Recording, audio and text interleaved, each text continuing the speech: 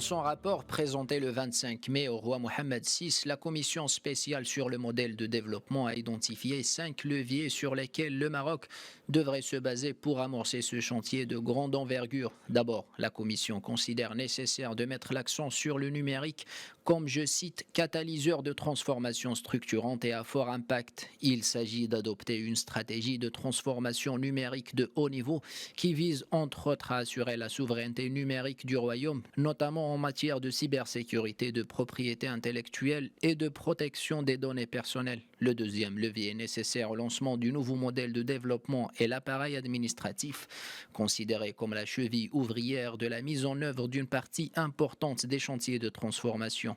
Le rapport estime que la haute fonction publique nationale et locale doit être renouvelée régulièrement, les procédures administratives doivent être simplifiées et allégées et l'administration devra mettre davantage l'accent sur la qualité du service aux citoyens et à l'entreprise.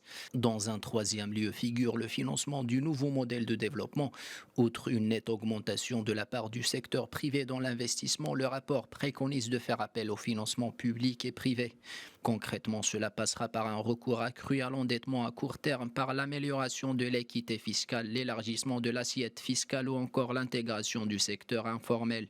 Quatrième levier du changement de modèle de développement, les compétences marocaines à l'étranger. Il s'agit pour la Commission de les mobiliser davantage en mettant en place des approches incitatives, favorisant leur attrait pour des profils hautement qualifiés opérant dans des secteurs de pointe comme les nouvelles technologies de l'information et de la communication, la biotechnologie ou les énergies renouvelables. Dernier levier et pas des moindres, les partenariats internationaux.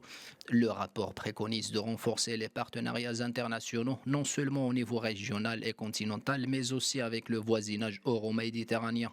Pour ce faire, le Maroc devra répondre à un certain nombre de défis, à savoir s'ériger en hub régional de l'enseignement supérieur, de la recherche et de l'innovation, devenir le champion régional de l'énergie à bas carbone, acquérir le statut de pôle financier régional de référence et faire du Made in Morocco un marqueur de qualité, de compétitivité et de durabilité.